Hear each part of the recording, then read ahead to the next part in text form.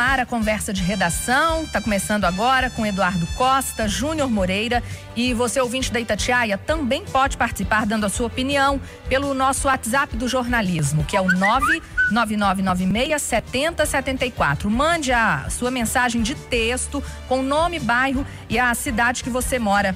Ô Eduardo, donos de bares e restaurantes de Belo Horizonte vivem expectativa de reabertura. Será que esse tão esperado anúncio sai nesta semana? Bom dia.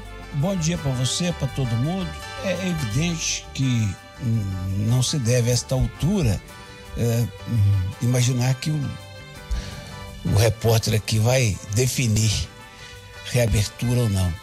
Agora, como esse mesmo repórter tem a obrigação de transmitir os anseios que vêm das ruas e sentir a pulsação dos gabinetes, tudo faz crer que teremos sim evolução essa semana. Teremos evolução no estado para já começar a tratar de academias e clubes sociais. O índice do estado está 1, né? Para cada pessoa infectada, ela transmite para uma outra, e isso é pouco, porque até outro dia eram 12 para 12, e aí vai multiplicando, né? Coisa horrorosa. E na capital também, o Loli disse há pouco, os índices são os melhores possíveis. Então, para não esgarçar ainda mais o que já está muito difícil, estuda-se uma reabertura com protocolos, com juízo, e vamos tocando, para a gente ser mais feliz um pouco, enfrentar a primavera que vai chegar aí com esperança e com juízo. Júnior Moreira, será que essa semana teremos novos anúncios aí de reabertura? Olha, Aline, bom dia para você mais uma vez, para o Eduardo, para os ouvintes do Conversa de Redação. Os números são bons, né? O Eduardo acabou de citar aí a ocupação de UTIs. Tem um número bom de enfermagem, né? Também a transmissão aqui em Belo Horizonte é um número que está abaixo de 1, ou seja, tem todo um cenário para a reabertura, né? A informação que vem dos bastidores é que teremos uma reunião na quarta-feira com o comitê, enfim, com todo mundo que está envolvido nessa história, para aí sim ter um anúncio. Pelos dados, e eu sempre analiso pelos dados desde o início, e pelos dados, se não abrir agora, não tem outro momento para abrir. Né? Porque, como eu disse, repito, o Eduardo também já disse, leitos de UTIs com ocupação aceitável, a transmissão é boa, enfermagem também com os leitos de ocupação em uma margem boa, né? Se não abrir agora nessa semana, vai abrir quando, né? Então eu acredito realmente nessa reabertura, mas de todo modo precisamos esperar o desenrolar desse início de semana e também a reunião de quarta-feira, né? Porque tudo pode acontecer. Mas eu acredito sim, viu, Aline, que a partir dessa semana a gente pode ter uma novidade boa em relação aos bares e restaurantes, mas de qualquer forma depende muito de nós como população, né? Toda essa reabertura está acontecendo, nós precisamos nos cuidar, que agora depende muito mais de nós, de todo mundo como população, do que da classe política. Então sempre, eu repito isso aqui todos os dias, máscara, álcool em gel, tentar manter a distância social para a gente fazer uma reabertura sustentável, não precisar voltar atrás. O Anderson do bairro Acaiaca tá falando, Eduardo, que é precoce a reabertura de bares e restaurantes, mas que precisa muito mesmo de fiscalização. Sim. O Anderson não está errado, não. Ô, Júnior Moreira, e as denúncias de abusos sexuais contra crianças chocam cidade do norte de Minas. Os crimes teriam sido cometidos por um homem que promovia atividades culturais e religiosas. Aline, esse é o tipo de crime que embrulha o estômago de qualquer um, né? Qualquer pessoa que pensa um pouquinho e ela analisa os fatos, fica com o estômago embrulhado. Pela situação do crime, né? Pelo crime em si e também pelo contexto que ele é cometido, né? Uma pessoa que aproveita dessas atividades religiosas para cometer um crime desse tipo. Eu não consigo ir fundo nessa história, porque realmente a cada momento que eu penso, meu estômago fica um pouquinho pior nessa história toda, né? O meu lado mais impulsivo me manda falar um monte de coisa aqui que eu não tenho que falar. Meu lado cristão pede para eu orar para essas pessoas, para todo mundo envolvido. Agora, de qualquer forma, a gente precisa esperar, né, as investigações, ver como isso tudo vai ficar, porque a gente já viu casos também de pessoas que foram acusadas injustamente, mas tudo leva a crer que esse senhor, de uma maneira ou outra, praticava algum tipo de crime. Vamos esperar para ver, mas é repugnante essa história que aconteceu no norte de Minas. Mais uma vez, né, Eduardo? Crianças aí na mira de abusadores. Eu pensava como o Júnior, quando tinha a idade dele, tinha alguns anos de profissão, e hoje que tenho mais de profissão do que ele tem de idade, eu continuo do mesmo jeito. A gente não muda, a gente não consegue. E sempre foi assim. Eu chegava no local de homicídio, por exemplo, na cobertura policial, estava lá um homem com 10, 20 facadas. Eu, como repórter, observava o cadáver, o ambiente, para narrar bem a minha história. Sem problema, eu ouvia a polícia. Quando envolvia crianças, doía demais. E na questão do abuso, eu que já percorri Minas Gerais, fiz uma série lá para a região do Jequitinhonha, do Médio Jequitinhonha, já ouvi palestras, autoridades, especialistas. Eu fico muito mais sofrido por ter convicção. Houve um tempo que eu tinha informação, hoje eu tenho convicção de que a esmagadora maioria dos abusos ocorre dentro de casa e dentro de lugares que deveriam ser sagrados, como a escolinha de futebol, como o catecismo, como a escolinha de dança. A história desse moço, por exemplo, é um negócio horripilante. Tem mulher com mais de 30 anos denunciando e tem menina de 9 denunciando, que ele fez agora em janeiro. Quer dizer, uma história de décadas, até que vendo a história do João de Deus, falou, não, eu tenho que pôr a boca no trombone. E aí vem a série, né? Aí vem em série. É nojento, repugnante. Eu continuo achando, eu acho que eu vou morrer sem aprovar lá no meu íntimo a pena de morte por conta de princípios éticos e de religiosos e de praticidade. Além, é claro, de mineirice, porque a gente não sabe, né? O Temer, outro dia, Michel Temer, era presidente da República e estava falando com um empresário que o corrompia nos jardins do Palácio. Isso aí você tem que ajeitar e tal. Hoje ele está lá em Beirute como representante brasileiro, como autoridade nacional. Então, se uns caras desses não morrem, não vão ser mortos pela pena de morte, eu não vou ser favorável nunca. Agora, se tivesse que abrir uma exceção, é para o estuprador. E no caso do abusador de crianças, aí, filho, aí tinha que ser processo célere. Mesmo sabendo dos riscos que vão ocorrer por má interpretação, quero dizer para as mães, pelo amor de Deus, se a senhora exerceu o seu livre-arbítrio de se separar do seu companheiro com quem a senhora não se dava, esse é um direito seu, que Deus a proteja. Mas olho aberto com o padrasto, porque o padrasto normalmente é diferente do pai. Isso vale também para o outro lado. Cuidado com as madraças. Muita atenção se o seu filho está entrando numa escolinha de futebol. Porque desde os tempos que eu era menino, que escolinha de futebol sempre tem uma maioria esmagadora de gente boa, correta, mas sempre tem um abusador. E muito cuidado com quem reza demais e chama seus meninos para rezar. Muito cuidado. Vigilância 24 horas. Ô, trem nojento, viu, Aline? Eduardo, o pessoal tá revoltado aqui no nosso WhatsApp. O Rogério Araújo, lá do Planalto, falou que esse crimes, né, contra a criança, a única solução para ele é a pena de morte. Ô, Júnior, vamos falar agora de política. Pesquisa Datafolha, divulgada hoje, aponta que a avaliação do Congresso piorou e a do Supremo Tribunal se manteve estável. Qual que é a sua opinião? Pois é, Aline, eu amo pesquisa, né? Eu me delicio com os números, com os gráficos e gosto de analisar e observar.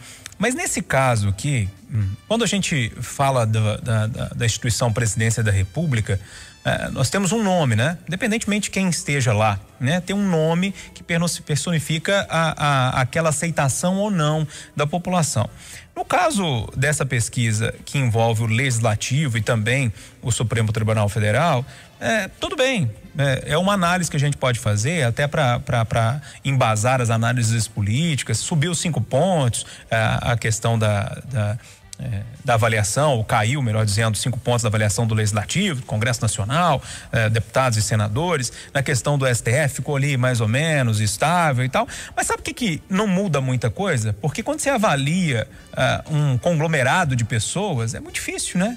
Porque tem políticos bons ali no meio, tem políticos ruins, tem uns que estão ali sem saber o que estão fazendo, enfim. Então, é aquele tipo de pesquisa que não muda a relação das pessoas com o Congresso Nacional. Não muda a relação dos deputados com a gente, porque eles vão olhar para aquilo e começar a rir. Falar, pô, e daí? Se a aprovação desse conjunto de pessoas aqui tá ruim ou tá boa, né? Então, é uma pesquisa que dá pra gente fazer algumas análises, que embasa e que mostra, no mesmo momento que a avaliação do presidente Jair Bolsonaro sobe, a do Congresso cai. Acho que dá pra fazer uma relação de um com o outro, mas que em grande medida não muda muita coisa, né? O ministro do STF vai olhar para uma pesquisa dessa e falar, e daí, né? O que vai mudar na minha vida eu ser bem avaliado ou não? O deputado, do mesmo jeito, que depois ele vai candidatar, vai fazer a campanha lá na região dele, vai mandar uma verba para lá e tá tudo resolvido, ninguém lembra mais de pesquisa, não lembra. Eu acho que nesse caso de pesquisa de avaliação, o executivo sofre mais um pouco, ou, né, leva os benefícios também, né? Tem os ônus e o bônus dessa história toda. Então, quando a gente analisa o executivo, eu falo prefeito, governador e também presidente, como uma que saiu do Bolsonaro na semana passada, é uma coisa, dá pra gente avaliar. No caso, quando você avalia uma turma inteira, assim, seja no legislativo, seja no judiciário, não vai mudar muita coisa, não. Mas é importante pra gente observar como é que isso tem uma relação direta. Sempre quando o Bolsonaro sobe nas pesquisas, o Congresso, o STF cai um pouco, né? Até por causa da relação mais belicosa que ele tem com esses dois poderes. E a sua opinião sobre a pesquisa, Eduardo? O Congresso Nacional, assim como as Assembleias Legislativas, assim como as câmaras municipais, eu não me lembro de ter visto uma aprovação, por exemplo, superior de bom e juntando ótimo, acima de 50%, há sempre uma queixa, né? Embora quando vem a reeleição, a gente não troca mais do que 18%, 19%, às vezes bate nos 28%, 30%. Agora, é aquela história, por isso que eu defendo, sabe? Enquanto não tem uma mudança radical, eu defendo pelo menos o distrital misto, para que as pessoas tenham mais compromisso com os locais onde tiveram os votos.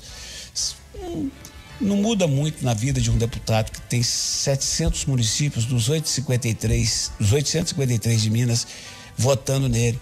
Ele continua levando uma ponte para um município, um posto de saúde para o outro, uma ambulância para o outro, conversando com o prefeito. Nesse momento ele está lá ajudando o prefeito a ser reeleito e daqui a 2 anos ele vai ser reeleito, para nossa tristeza. Já fiz isso N vezes, vou fazer só mais uma. Acho que o Rodrigo Maia principalmente, mas o presidente do Senado também, os dois têm sim ajudado o governo, ajudado o presidente na medida do possível. Alguém vai dizer, mas será sincero? Eu tenho que acreditar que sim. E esse número de rejeição do Congresso pode refletir o que vinha acontecendo até junho, quando havia embate mais assíduo, mais acirrado. Agora que há uma certa bandeira branca, eu imagino que esses números podem melhorar um pouco pro lado do Congresso. Já o Supremo a gente sabe, né? O Supremo são 11 ministros, tem 3 lá que estragam a nossa saúde, os outros 8 vão tocando, vão levando. Ô Eduardo, e na pandemia, sofrimento no bolso do trabalhador, preços do arroz e do óleo de soja disparam aqui na região metropolitana. Não, isso aí eu vou morrer sem entender. Isso é igual abuso contra a criança, sabe, Aline? Eu vou morrer sem entender. Mas é um mercado. Mas é oferta e demanda. Não, eu vou morrer sem entender. Não dá para simplesmente culpar o supermercado, não dá para simplesmente culpar o transportador, não dá para botar a culpa no produtor. Eu queria era entender, mas para eu entender tem que ter um estudo concreto, tem uma explicação, porque até onde eu saiba a produção de arroz não caiu, até onde eu saiba a produção de soja não caiu. Ora, como é que nós vamos viver com a taxa Selic de 2% e com esses aumentos que a gente vê toda hora, todo dia? Livre comércio? Sim. Tabelamento? Não. Oferta e demanda? Oferta e procura? Sim. Mas tem que ter um limite dentro da razoabilidade, porque senão estoura onde? Estoura onde? Exatamente em que precisa comer, porque arroz e óleo é o básico do básico na mesa do brasileiro. Pois é, Júnior, não dá pra ficar sem arroz, né? Não dá, não. Até que dá, né? Dá, Já tem um tempo que eu tô sem, mas que eu tenho vontade, eu tenho. Mas assim, o Eduardo tá falando que é difícil realmente entender, e realmente porque na hora que você olha com o olhar da justiça, você fala assim, poxa, né? Mas infelizmente é aquela lei da oferta e procura mesmo. Você vai no supermercado, hoje os supermercados estão lotados, né? Uma pesquisa da semana passada mostrou que 50% ou 53%, se não me falha a memória, das pessoas que receberam auxílio emergencial usaram para comprar alimentos, né? Então isso dá mais movimento, né? Tem mais procura nos supermercados pelos alimentos, e tendo mais procura pelos supermercados dos alimentos, o que o dono do supermercado faz?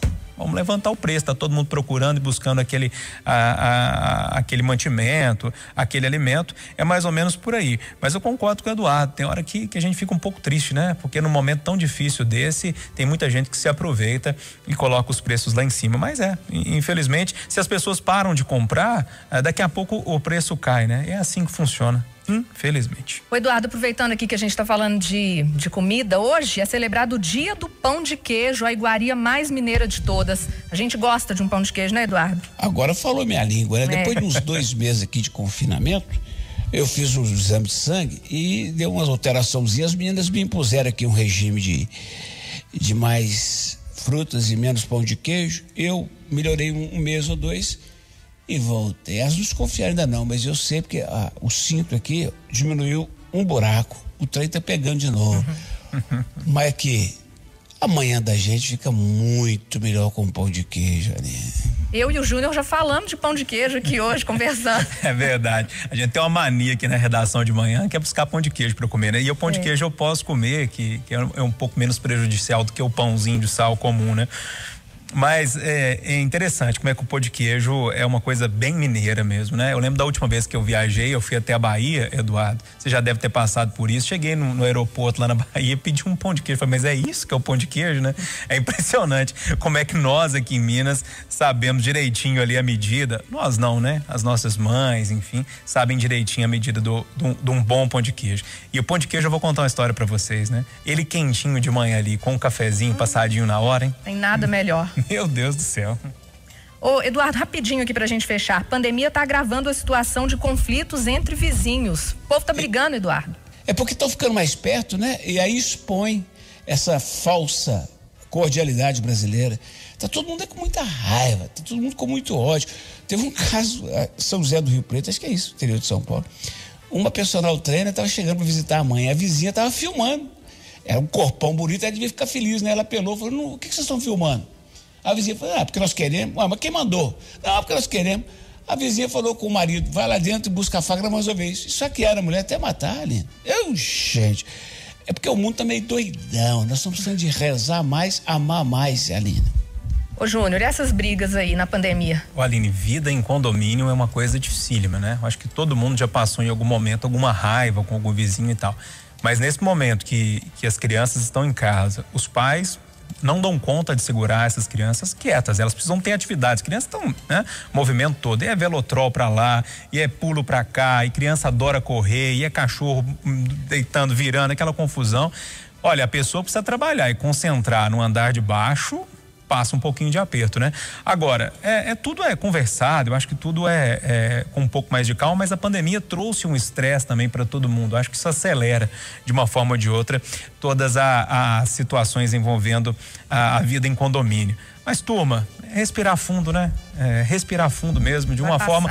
Tem gente que se sente incomodado com uma criança pulando, o outro se sente incomodado porque tem uma música alta, o outro se sente incomodado com o latido do cachorro. É respirar fundo e tentar fazer com que aquilo não te incomode tanto. Mas que não é fácil não. Não é não, Eduardo. Não. Eu fiz uma entrevista com o Lula, que é um ex-presidente da República, como a gente entrevista Fernando Henrique, entrevista até o Collor, até o genocida.